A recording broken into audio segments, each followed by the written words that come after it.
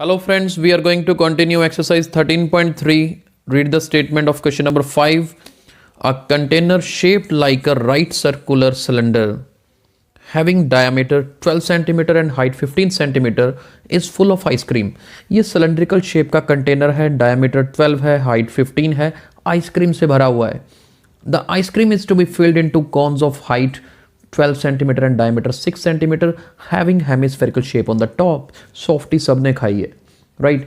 इसमें से आइसक्रीम निकाल के ये सॉफ्टी कॉर्न बनाना है जिसमें ऊपर हेमिस्फेरिकल शेप है, जो खाने में भी टेस्टी लगता है. ऊपर ऊपर सिर्फ आइसक्रीम से हेमिस्फेरिकल शेप बनती है, राइट. तो बताइए इतनी आइसक्रीम से कितने कोन बन सकते हैं. बहुत आसान क्वेश्चन. क्या करेंगे, नंबर ऑफ कोन्स हमें निकालना है. नंबर ऑफ कोन्स हमें निकालना है. जितना वॉल्यूम ऑफ आइसक्रीम हमारे पास है उसको डिवाइड कर दीजिए वॉल्यूम ऑफ आइसक्रीम जो एक कोन में आएगी. ध्यान से देखिए कैसे. वॉल्यूम ऑफ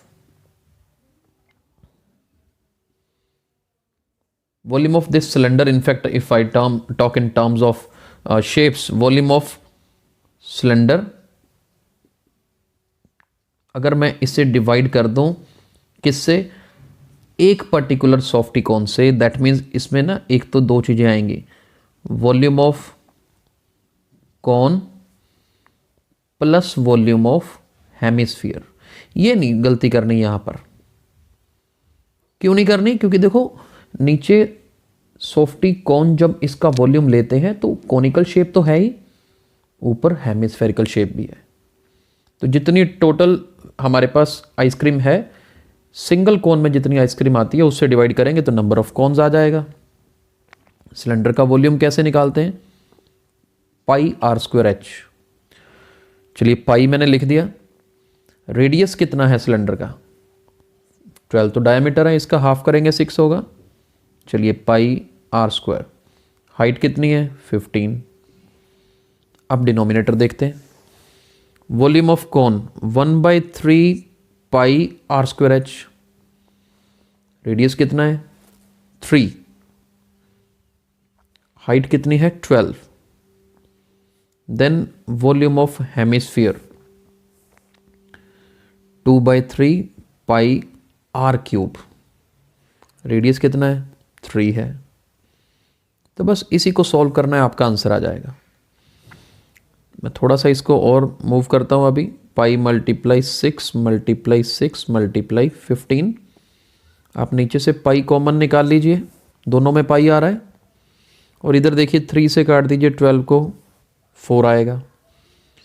तो कितना बचेगा, 3 का स्क्वायर 9, 9 4 जार 36. यहां पर एक 3 से तो एक 3 कट जाएगा. We will be left with 3 square, that means 9. 9 को 2 से करिए 18. पाई से पाई कट गया, क्या बचा 6 मल्टीप्लाई 6 मल्टीप्लाई 15. नीचे 36 में 18 ऐड कर दीजिए, इट विल बी 54. अब काट के देख लेते हैं. 6 1 जार 6 9 जार 3 3 जार 3 2 जार एंड 3 5 जार 15. तो 5 multiply 2 is 10. That means number of cones कितने बनेंगे जी, 10 कॉन बनेंगे, राइट. बहुत इंटरेस्टिंग क्वेश्चन था. Let's move to next question. Statement, how many silver coins 1.75 cm in diameter and of thickness 2 mm must be melted to form a cuboid of these dimensions.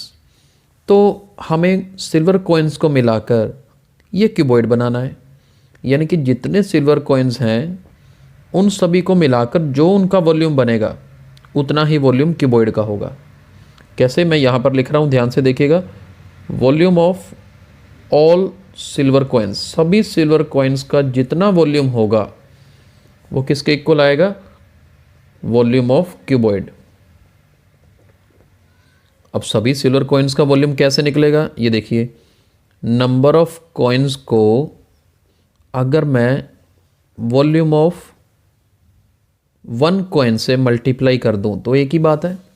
एक coin का volume निकालो, number of coins जितने हैं उससे multiply कर दो तो सभी कॉइन्स का वॉल्यूम आ जाएगा. और volume of cuboid length multiply breadth multiply height, मैंने यहाँ फॉर्मूला फिल कर दिया।